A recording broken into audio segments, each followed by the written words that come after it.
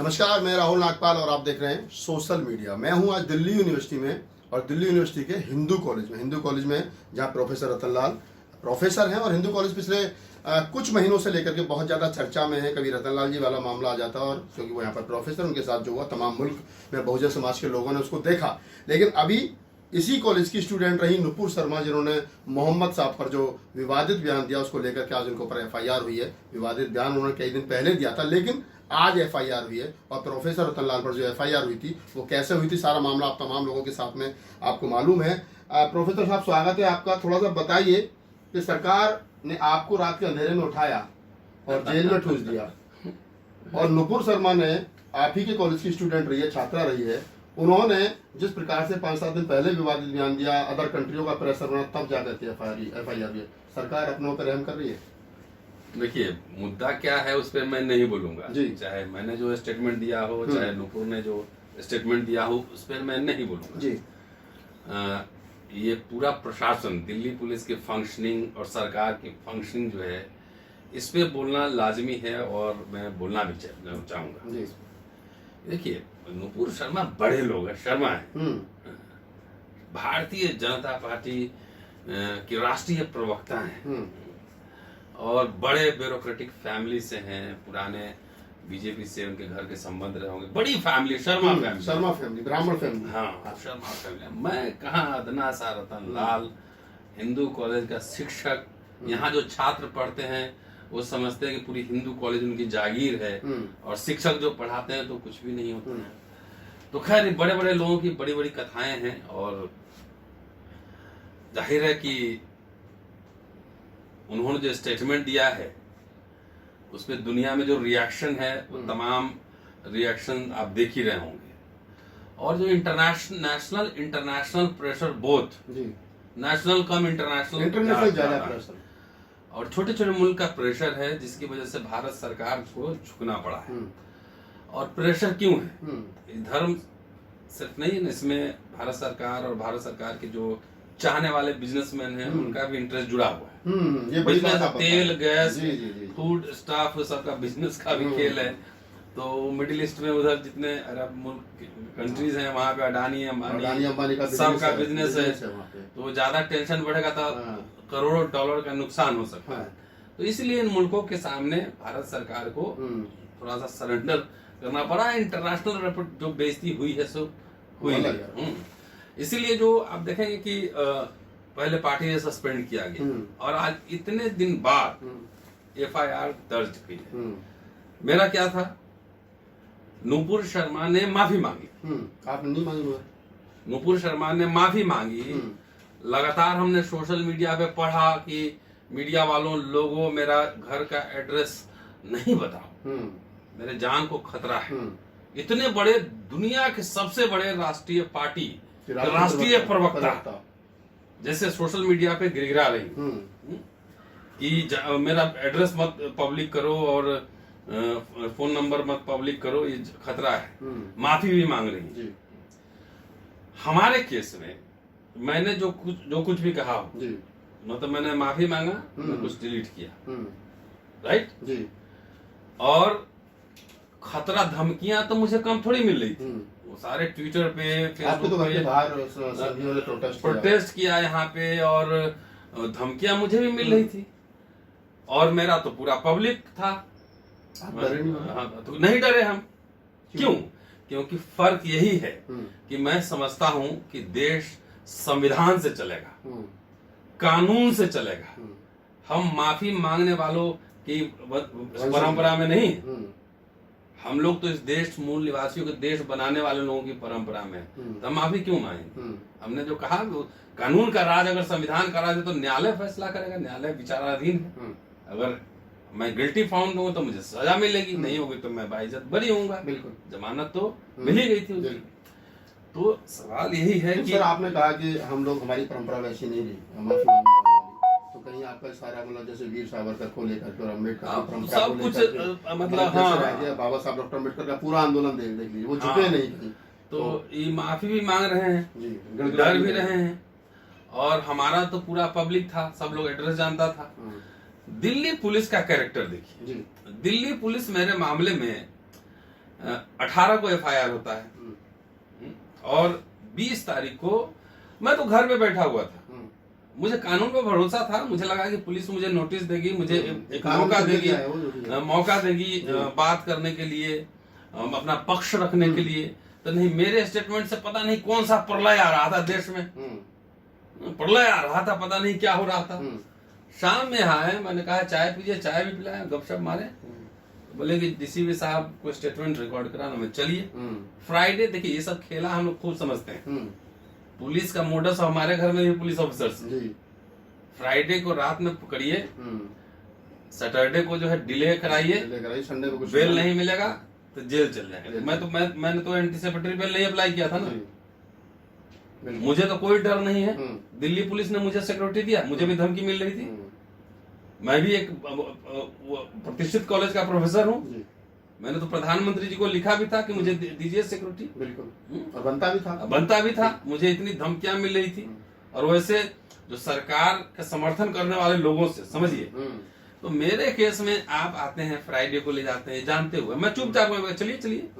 मुझे ये पता था कि होना क्या है, कि आप मुझे मैं गिरफ्तारी से डरा, हमने चलो ले चलो, बेल होगा, जेल जाना होगा, जाएंगे। सैद्धांतिक लड़ाई है कि संविधान रहेगा कि मनुष्य मृत रहे, इसलिए मैं तो खड़ा था वहां पे, डटा हुआ था। यहाँ क्या हो गया, सर्वशक्तिमान पार्टी, पहले पार्टी से निलंबन, फिर प्रेशर, इतने दिन बाद वही दिल्ली पुलिस उनको सुरक्षा दे रही है, जो रतनलाल को गिरफ्तार कर रही, जो मुझे गिरफ्तार कर रही थी। विडंबना देखिए, इसीलिए संविधान टक्कर है। इस सरकार की विचारधारा, सरकार जैसा होता है, प्रशासन का चरित्र वैसा ही होता है। तो ये टक्कर इनसे है, और टक्कर, वैचारिक टक्कर जारी रहेगा। जो पुलिस एक प्रोफेसर को, मैं प्रतिष्ठित आदमी नहीं हूँ, अगर मैं कोर्ट से कल बाइज्जत बरी हो जाऊं तो मैं मानहानि का मुकदमा नहीं ठोकूंगा। बिल्कुल राइट बनता है। मैं प्रतिष्ठित आदमी नहीं हूँ। पटर पटर अटर पटर बोलने वाले लोग, मेरी किताबें, आर्टिकल देख लीजिए, मेरे फॉलोइंग देख लीजिए, मैं प्रतिष्ठित नहीं हूँ। And this is what I have earn. मुझे किसी पार्टी ने नहीं दिया है, मुझे किसी पार्टी या सरकार ने नहीं दिया है। मैंने अपना रेपुटेशन मैंने अर्न किया है, लिख कर, बोल कर, काम करके समाज में अर्न किया है। तो मेरी प्रतिष्ठा नहीं है, मतलब आपके पांव चरण, हमारे पांव लात। तो ये इनका जो डुअल कैरेक्टर है, दिल्ली पुलिस का भी और सरकार का, वो सरकार के इशारे पे काम हो रहा है उसमें, कि वही पुलिस वहां पे सुरक्षा दे रही और आपको गिरफ्तार कर रही। अब देखते हैं ना कि नुपुर शर्मा को शनिवार को 4 बजे, पहले अभी तो FIR हुआ है, गिरफ्तारी होती है नहीं होगी अभी, तो मतलब भविष्य गर्म है सारी। तो चलिए, ये सब तो राजनीतिक मसले हैं, और बेसिकली मोदी साहब जितना बाबा साहब का नाम ले लें, लेकिन मेरे ही केस में दिख गया कि कितनी हड़बड़ी थी, और उनको इस बार एक बहादुर आदमी से पाला पड़ा था, है ना, कि आपकी सारी मशीनरी के सामने मैं खड़ा हूं, क्योंकि मैं जानता था कि मैं जो बात कह रहा हूं मेरी अपनी व्यक्तिगत बात नहीं है, ये भारत के करोड़ों लोगों की आवाज थी वो, कि मैं अगर डर जाता, मैं दब जाता ना, तो समाज का मरल डाउन हो जाता। इतनी धमकियों से और जेल जाने से डरता तो डाउन हो जाता। इसीलिए मैं करोड़ों लोगों को मैं रिप्रेजेंट कर रहा हूँ। जी जी। तो सर, जैसे नुपुर शर्मा वाला मामला है, जिसमें आज जैसे आपने बताया कि बिजनेसमैन जो हैं, जो भारत के टॉप मोस्ट मोदी जी के फ्रेंड सर्कल एक बिजनेसमैन होगा, जिनके लिए कहा जाता है कि मोदी जी कुछ लोगों के लिए ज्यादा काम करते हैं, या सरकार, भारत सरकार उनके लिए ज्यादा काम करती है। विदेशी प्रेशर के साथ साथ कंट्रियों के, विदेशी जो कंट्री है उनके साथ साथ उनका भी ज्यादा प्रेशर रहा कि आप फंडामेंटल बात समझिए। हाँ। जहाँ पे पब्लिक, बहुत सारा नुकसान होता है, पब्लिक सेक्टर यूनिट मजबूत होती है, वहां पे प्राइवेट प्लेयर्स जो है ना, पानी भरते हैं जी। भाई, इसी देश में इंदिरा गांधी, जवाहरलाल नेहरू के जमाने में भी देखिए, बैंक को नेशनलाइज कर दिया। कर दिया ना भाई, आप कांग्रेस से आप एग्री हो डिसएग्री हो, मैं लेकिन बैंक को नेशनलाइज किया। जो उनके सामने किसी पूंजीपति की हिम्मत होती थी आंख दिखाने की, क्योंकि पब्लिक सेक्टर यूनिट मजबूत था। मोदी जी के शासनकाल में पब्लिक सेक्टर यूनिट को बेचा जा रहा है। किसको बेचा जा रहा है? बिजनेसमैन को बेचा जा रहा है। तो आपके पास अब है क्या सेना पुलिस के अलावा? तो एक बार पूंजीपति ऐसे आंख दिखाएगा ना, तो उठक बैठक करना पड़ेगा सरकार को। सरकार सरेंडर कर चुकी है। एग्जैक्टली। अब चाइना में देखिए, पब्लिक सेक्टर यूनिट वहां मजबूत है, तो एक बार सरकार अच्छे प्राइवेट प्लेयर को ना आउट कर देती है। अलीबाबा कहाँ गए? बहुत सारे उदाहरण है। तो इसलिए खेल समझना है कि आपने प्राइवेट प्लेयर के हाथ में सारे कुछ बेच दिया है, एजुकेशन भी अब बेच नहीं जा रहा है, हाँ, बिक चुका है। बिक चुका है। तो अब उनका अरबों डॉलर का इकोनॉमिक इंटरेस्ट उन मुल्कों में है। देखिए बहुत सारे मुस्लिम जो कंट्रीज रहे वो भारत के समर्थक रहे, सहानुभूति रहे, कश्मीर के मसले में दखलंदाजी नहीं करते रहे, यूएन में कई लोगों ने समर्थन भी किया है। लेकिन ये जो पूरा जो मसला है, सेंट्रल मसला, इस्लाम में जितने भी कॉन्ट्रडिक्शंस हो आपस में, लेकिन प्रॉफिट के नाम पे सब एक है, सब एक है। तो आपने जो आपके दोस्त मुल्क भी थे उनको भी नाराज कर दिया, ईरान ने भी नाराजगी जता दी है। बिल्कुल। तो आप रहिए किस दुनिया में रहते हैं? वसुधैव कुटुंबकम का नारा देते हैं, और उस पर तो ना वसुधैव कुटुंबकम में आपके हैं कौन, ये तो बताइए। जो थोड़े से लोग आरएसएस जो है ना, आरएसएस का पढ़िए पूरा हिस्ट्री, क्रिश्चियन के खिलाफ है, मुसलमान के खिलाफ है, दलित के खिलाफ, सबके खिलाफ है। तो तुम्हारा वसुधैव कुटुंबकम किसका है, पहले ये बताओ। तो इनको नहीं पता है ग्लोबल दुनिया में रह रहे हैं। कुछ लोग बाइकॉट कतर एयरवेज, ट्रेन में चढ़े नहीं होंगे, एयरवेज बाइकॉट कर और कह रहे हैं बीफ निर्यात मत करो। तो इसका मतलब मान रहे हैं कि सरकार बीफ निर्यात करवाती है, तो गोमांस गो माता कहाँ, वो अपनी स्टेटमेंट में फंस रहे हैं। हाँ, तो इसलिए खेल समझिए, ये सब बिजनेस का मामला है। अगर यहाँ प्राइवेट प्लेयर्स के करोड़ों अरबों नुकसान होंगे तो मोदी सरकार हो सकता है गिरा भी दे, और इसमें बहुत सारा इंटरनेशनल प्रेशर होगा। जो आपको सिर्फ इस्लामिक कंट्री जो सामने दिख रहे हैं, खाली वही बात नहीं है, बहुत सारे और प्लेयर्स होंगे, और प्लेयर्स होंगे जो भी मतलब दिख नहीं रहे, लेकिन उनका प्रेशर काम कर रहा है। इस वजह से सरकार को, इसलिए देखिए आप सैद्धांतिक रूप से सहमति रखिए, असहमति रखिए, प्रवक्ता तो थोड़ा पढ़े लिखे लोगों को बना लीजिए। हाँ, तो कम से कम ऐसी बात कह सके हाँ, जो विवादित ना हो। हम लोग तो इतिहास पढ़ते पढ़ाते हैं ना। अब देख लीजिए मेरे यहाँ देखिए कितनी किताबें हैं, ये सब शिव पुराण है, श्री महापुराण है, महामत्स्य पुराण है, शिव पुराण है, तो गरुड़ पुराण है। तो हम तो इसको पढ़ के जो इतिहासकार उसकी व्याख्या कर सकते हैं ना, नहीं कर सकते हैं?